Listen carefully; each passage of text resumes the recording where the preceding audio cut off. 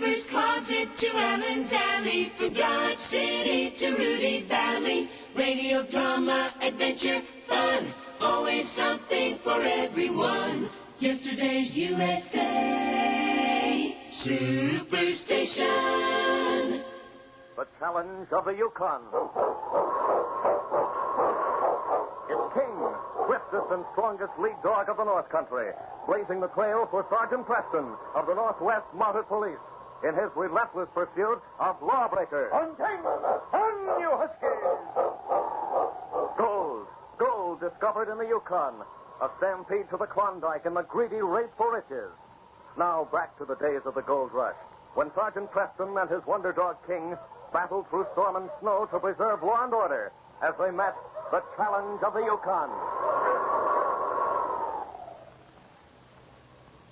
It was almost midnight when Jet Moore returned to his small cabin near the outskirts of Moose Crossing. As he entered, a big gray dog was there to greet him. The dog had the slanting eyes of a wolf, and many of his characteristics were more like a wolf than a dog. His loyalty to Jed, however, proclaimed his dog heritage. Jed was Lobo's god, and no other man could touch him. Well, Lobo, fella, you should have been with me tonight. What a night! We're rich, old boy. Look at the gold I won. Lady Luck was sitting right on my lap. 1, 2, 3 of them. It's a fortune, Lobo. What is it? It's Mike. Bring that dog of yours up. I want to come in. Well, wait a minute. Lobo's loose. I'll have him chained in a minute. Come on, Lobo, boy. Back to your corner, boy. You can't take a chance on you taking Mike's hand off. I took all his money away from him at poker, and that's enough for one night. There you are. Hurry up. Get it cold out here. Well, I'm coming. I thought you went straight home from the Silver Slipper. You sure that wolf dog is tied up good? Sure, I chained him before I let you in. Down, Lobo. Down, I say. Down. Is that gold there on the table your winnings tonight? It sure is. I did right well. Yeah. Part of that gold is mine. You mean it was yours, Mike. But I won it fair and square. The trouble with you is you drink too much when you play poker. Drinking and gambling don't mix well. You need a clear head. I want my money back, Jed. I need it. A friend of mine came into town today. He thinks he struck some pay dirt and wants me to go in with him. We'll need supplies. Well, you should have thought of that sooner, Mike. Why'd you gamble if you needed the money? Because I needed more than I had. Well, then I don't see how it would help you if I gave you back what you lost. Look, give me another chance. I got a deck of cards here and some money that I borrowed from this friend of mine. Oh, Mike, it's late. Oh, so you won't give me another chance? Oh, well, all right. Come on, sit down. Turn the lantern up a little so as we can see. Gosh, look at the bags of gold. I didn't realize you won so much tonight. You weren't the only loser. There were lots of people in that game, and the stakes were high. There must be pretty near 15,000 here. Closer to 10, I think. Well, go ahead and deal the cards. How much do you want to bet? Well, let's start out with $50. You ain't fooling, are you? Well, I'd like to cut those cards if you don't mind. Oh, yeah. Sure. Here you are. Hey, wait a minute. Mike, you should know better than this. Huh? Hey, what's eating you? I didn't win at poker tonight because of beginner's luck. I've been playing this game for over 30 years. Well, what of it? Don't you think by now I'd know a few of the tricks? Recognizing marked cards, for instance? Mike, you better take your cards and go on home. If you weren't a little drunk, you know better than to try this on an old-timer like me. And whoever marked those cards didn't even do a clever job at it. Why, you dirty... Mike. I gotta have that money, and I'm taking it, I tell you. Put down that chair! Stop! There. I'll show you whether I get my money or not. Mine and a lot more. And you dirty wolf. I ought to put a bullet through you. Watch it. Are you all right? What's going on in here? Oh, Drake, it's you. What's wrong with that dog? Come on in and cut it off. He can't hurt you. He's chained. Where's Jed? What's wrong with him? I hit him over the head with a chair. He's unconscious. What happened? Didn't the cards work? He knew they were marked the minute he looked at him.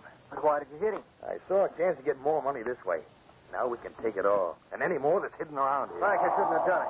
The reason I came over here is that after you left the Silver Slipper, a mountie came in. A mountie? Sergeant Preston and that big dog of his. How did he happen to get in so late? This is part of the territory he patrols. I know that. He was held up on the trail and couldn't get here sooner. See, I heard him talking to someone about Jed. And I was afraid he'd come in here if he saw a light. The police cabin ain't near here. I didn't know where it was. Anyway, we better leave fast. If Jed gets Now, caught... wait a minute. Hey, Jed. Sure glad that dog came. What's wrong, Mike? You don't have to worry about Jed getting conscious. I must have hit him too hard. He's dead. Dead? You're right, Drake. We got to get out of here fast. Help me with this money. I don't want any part of this, Mike. I'm leaving. You're going with me, Drake. You help me fix them marked cards. You're in it, too. I don't want any part of a murder. If you don't come, I know you'll squeal. No, Mike. I won't. Look at the gold here on this table. And there must be as much hidden in here somewhere. We can take enough supplies right out of this cabin and get a good start tonight. Chances are they won't find Jed for a few days. That Mountie won't come here. If he leaves town without finding out, we'd have a chance. He won't be back here for a couple of weeks. He'll never have a chance like this again. Now, let's take this money and skip. We'll shut the cabin up, and people will think Jed's out working his claim. We ought to shoot that dog. No. Everybody knows how fierce he is. Nobody ever comes in this cabin if Jed ain't here to chain him first. It'll keep people from finding Jed. It looks good, Mike. I'm with you. Fine. Now, come on now. We're going to look this cabin over and see if we can find the rest of Jed's money. He's got plenty.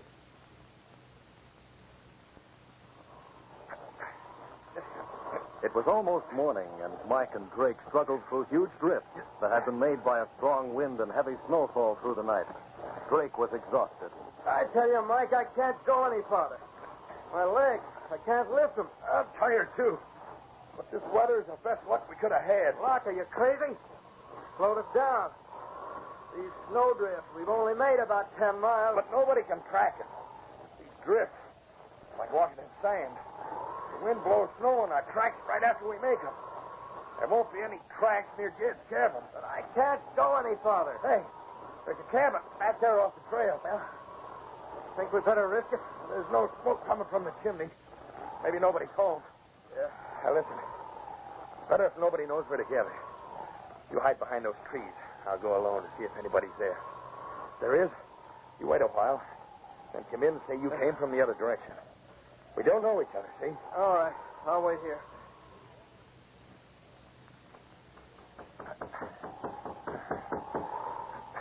Anybody here?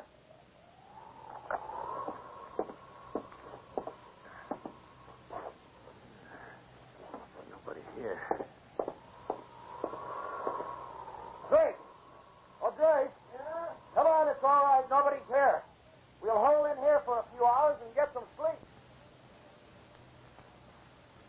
It was late the following morning when Sergeant Preston of the Northwest Mounted Police started to leave Moose Crossing to complete his patrol back to Dawson. Jules Leclerc, a French-Canadian trapper, accompanied him. The trail was thick with the heavy snowfall of the night before, and Jules and the Mountie broke the trail ahead of the dog. King, Sergeant Preston's big lead dog, was hitched at the head of the team to lend his strength to the straining animal. He's lucky I can go with you, Sergeant. To carry pack in snow like this, oh, it would be bad. Always glad to have company, Jules. Afraid we won't get very far today, though. These drifts are bad. Quite a snowstorm we had last night. Jules, is that a dog howling? Listen. Oui. Sounds like it's coming from that cabin just off the trail there. Oui. That's Lobo. He's Jed Moore's dog. Jed, he keep him in the cabin. That dog, she's mostly wolf. Jed Moore. Well, I haven't seen old Jed in a long time. When I got to the Silver Slipper last night, they said he'd really cleaned up at poker. Oh, oui. Last night he was very lucky. Wonder why that dog's howling so. Maybe he not like to be in a cabin alone. But he can't be alone. Look, there's a big snowdrift against the door. Jed couldn't have left the cabin. Maybe something's wrong with Jed. Wait, if you are smart, Sergeant, you will not go in the cabin with Lobo loose. Jed, he chain him first when someone comes. That dog, he tear you in little pieces. Going to knock on the door anyway, see if everything's all right. Okay. Maybe Jed, he not go home last night. Won't do any harm to find out. Wait here, Jules. Be careful, Sergeant. That dog, she's very bad. I'm not afraid of him. Jed? Jed, you home? Jed? Jed, are you... What? Jed? Jed? He's dead. Sergeant, he's dead here. Lobo's chain, Jules. Safe to come in. Oh, Jed. Something has happened to him. He's dead. Dead? Sacre bleu. That is why Lobo howled. Somebody killed him. He was hit over the head with that chair. Look, his cabin. Everything upset. Yeah, it's just been searched. They were probably looking for Jed's money. He had lots of it last night after that poker game. Oh, this is odd. What you see? Jed must have been playing cards. Look, right there near his hand. 3 cards. No, don't try to get them, Sergeant. They are too near Lobo. He will take your hand off. That's why the killer couldn't get them. Picked up the rest of the deck, it seems. You think maybe them cards, they belong to the man who killed Jed? Yes. I have to get those cards. Sergeant, don't go near that dog. He won't hurt me. He knows I'm not afraid of him. Get back, Lobo. Hi, Sergeant.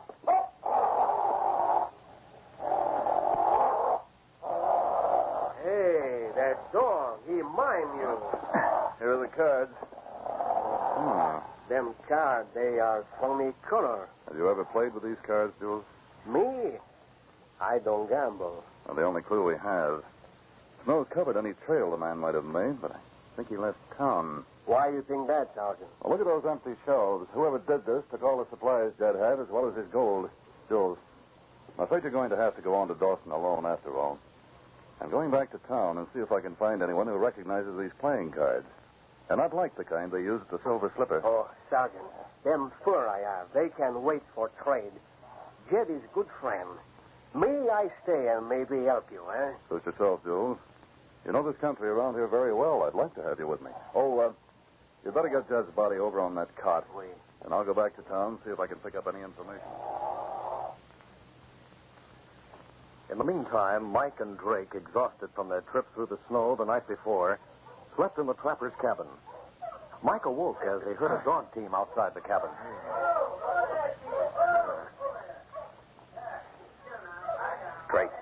Drake, wake up. What? Wake up. The trapper who owns this cabin is home. Are you awake? Yeah, I'm awake now. Now, listen to me. We don't know each other, you and me, I mean. We came in there last night at different times and haven't seen each other before. Yeah, that's what we plan to do. We're going in opposite directions when we leave. Now, you leave before I do and go toward Moose Crossing. Make a circle and wait for me at the next bend in the trail. You know what I mean? Sure, I know. If we're followed, it'll help to have them think that they're after one man instead of 2. It's better if nobody connects us. We'd be too easy to identify then. Yeah, I see what you mean. Now, here he comes. You better be sleeping. Yeah. Well, howdy. Good morning. Hope you don't mind me using your cabin last night. Yeah, not a bit. That's what it's for. Fact is, I'm mighty glad to find the fire going. Your partner? No. I was just about asleep when he came in. Storm caught him just the way it did me. He was coming from the other direction. Well, I suppose you want to turn in, don't you? Well, not right yet. I'll get this pot off, and I'll have a cup of hot tea first. Yeah, I'll get the fire stirred up a little. Did I hear somebody say tea? You sure did. Guess we talked too loud. Whoop you up. I'm glad you did. I got to get to Moose Crossing. Yeah. That fire will be going full blast in a minute. Yeah, it is cold in here. Will you hand me my parka, mister? Stay on the chair beside the stove. This one? Yeah. Sure. There you are. Now look what I did. Picked it up wrong and spilled your playing cards out of the pocket. Oh, I'll pick them up. Here, let me help you. Well, they aren't any good anyway. It isn't a full deck. Guess I better be getting on the way. Full day's trip from Moose Crossing. I'll fix some tea right away. Here are your cards. Thanks. I can use them to start campfires. I hope this snow stops pretty soon. Sure slow the man down.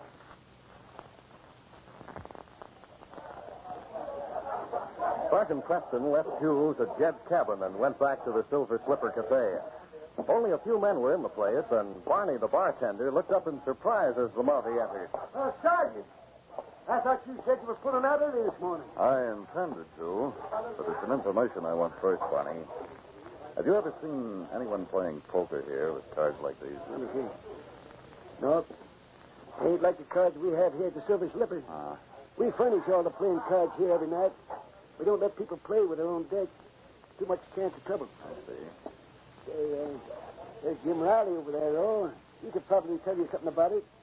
He'd rather play poker than me. Oh? Hey, Riley, come here a minute with this. Sergeant. How are you, Riley? Hey, Riley. You played cards with just about everybody in Moose Crossing. Did you ever see these before? The color's kind of different. Let's see it. Yeah, I'll say I did. Almost lost my shirt that night. I remember him because I said maybe this was my unlucky color. Whose cards were they? And they belong to Mike Ellis. I played at his cabin last week. You're a friend of Mike's? I know him pretty well. I stopped at his cabin this morning to get back some snowshoes he borrowed. He wasn't there. Uh-huh. What's Mike look like? Well, he looks like everybody else, I guess. He got a black beard that covers most of his face. He's not tall and he's not short. I don't know. You remember anything more about him, Barney? Well, that's about as good as I could do, Sergeant. Hey, wait a minute. I don't know if this would help, but I saw him show a tattoo mark to a man at the bar the other night. Oh? It was on his left forearm. I looked at it, too. What did it look like?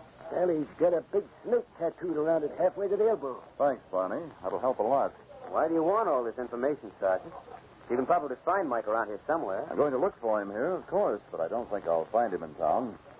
Ted Moore was murdered last night. What's that? The owner of these cards was the one who murdered him. Sergeant Preston spent most of the day searching for Mike in the town, with no result. As he entered Jed's cabin, Jules was eagerly waiting. You find out something, Sergeant? These cards belong to Mike Ellis. He's the one we want. Mike Ellis. I don't know him. He didn't have a very good reputation. Made his living gambling with Mike's cards.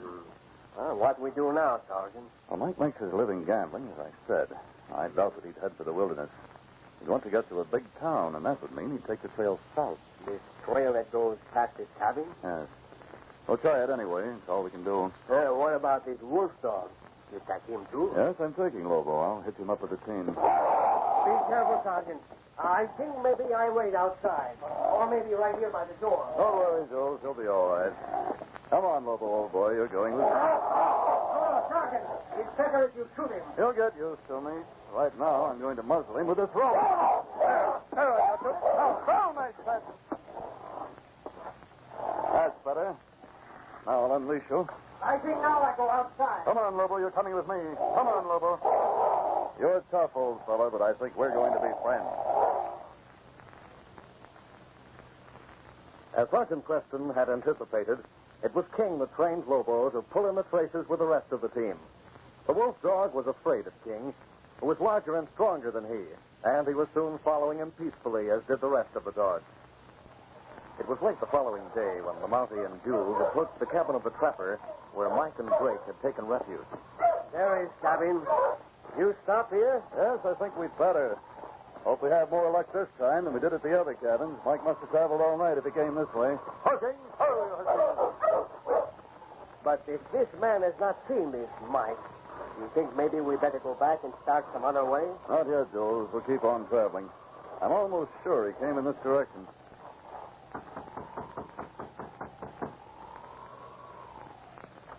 Good evening. I'm Sergeant Preston, Northwest Mounted Police. Glad to see you, Sergeant. Come in. I'm Pete Morris. And this is Jules Leclerc, Pete. Howdy, Jules. Sit down. Make yourselves at home. You like some hot tea? Why, we can't stay that long, thanks. I'm trying to find out if the man I'm after is taking this trail. Have you seen a man with a bushy black beard, about medium height? No, Sergeant. I've seen 3 or 4 like that. Yes, I know it's not a very good description. Was he a trapper? I've talked to a couple of them. This man was, well, I guess he was just a gambler. He wouldn't know anything about tapping. A gambler, you say? Oh, you cannot tell by looking at man if he played cards. Yes, I guess he did have a black beard. Oh. Well, yesterday morning I came home early from my trap line.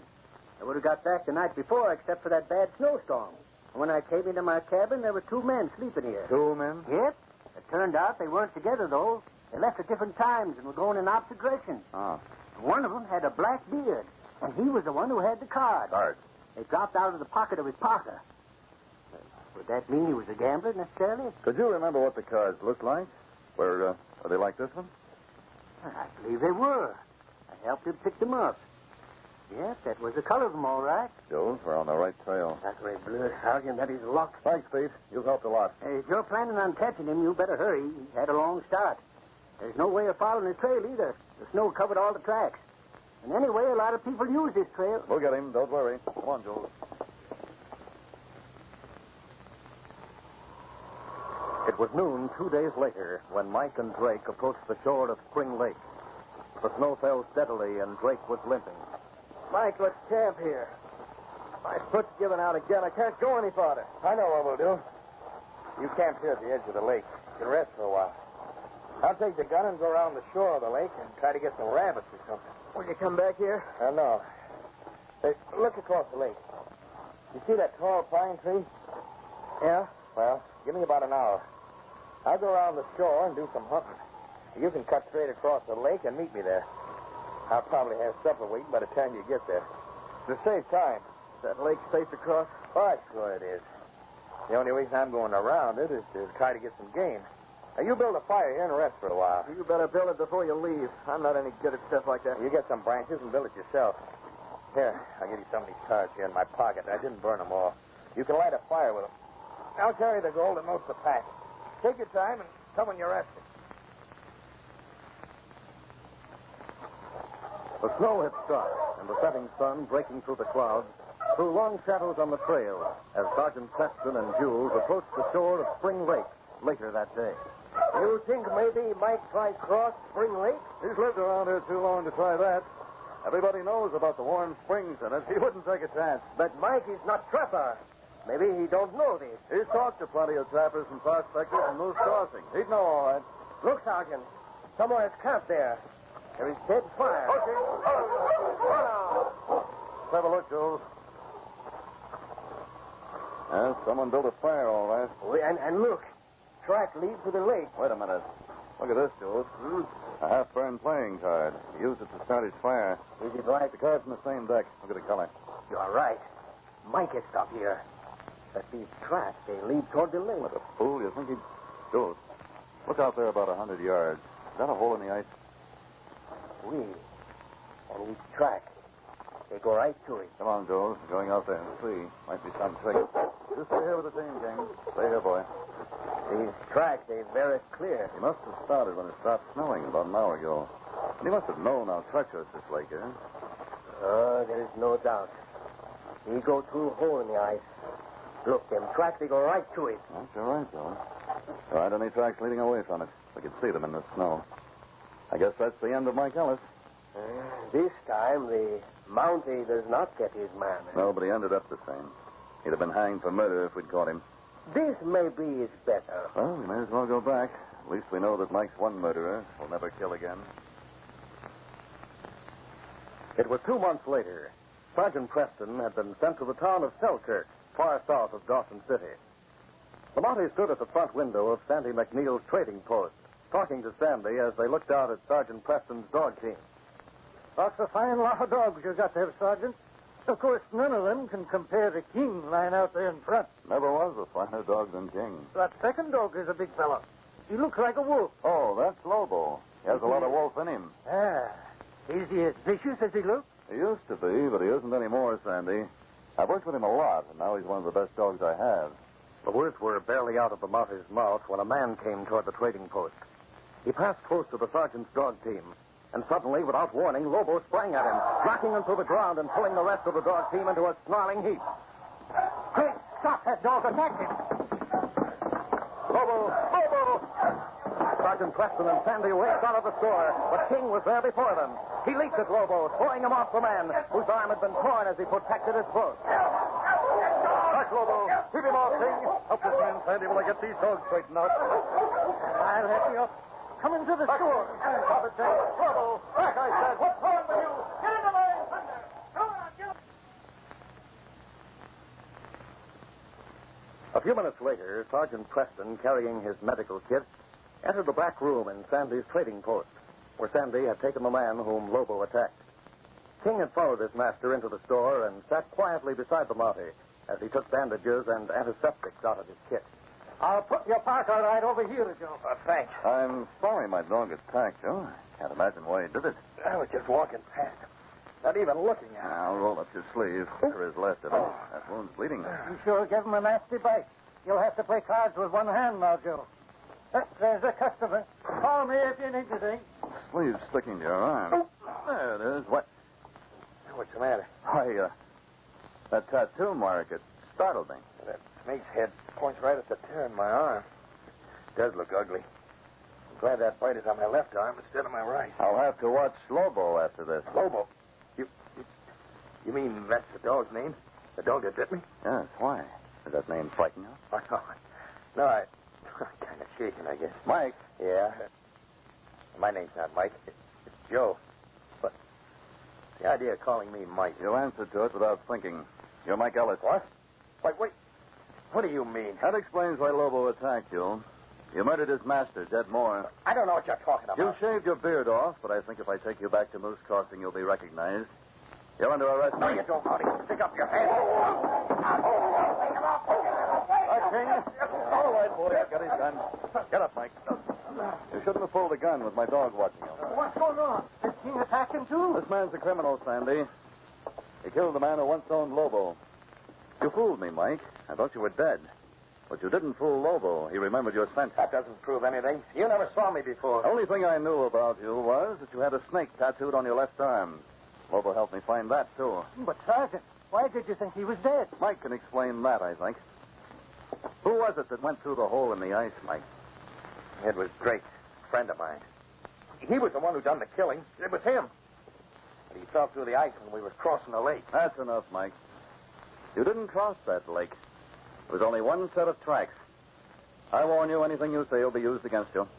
You're under arrest for the murder of Jed Ellis. Yes, King, this case is closed.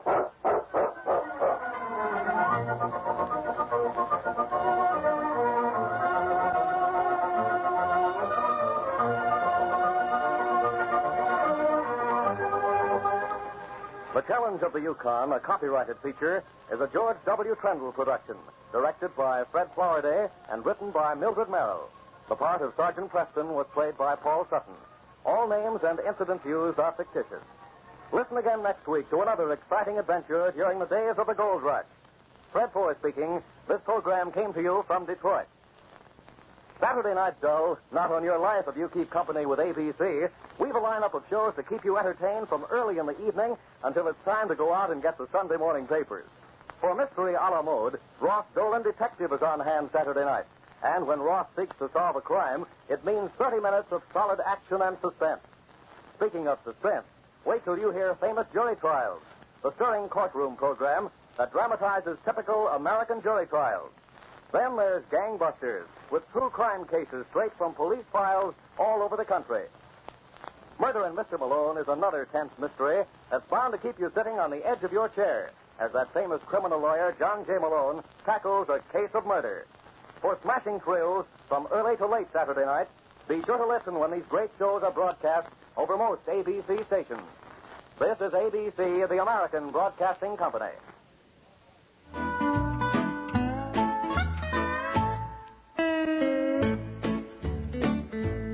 Well, sir, we have not only run down the clock, we have run it over. We are running late, everybody.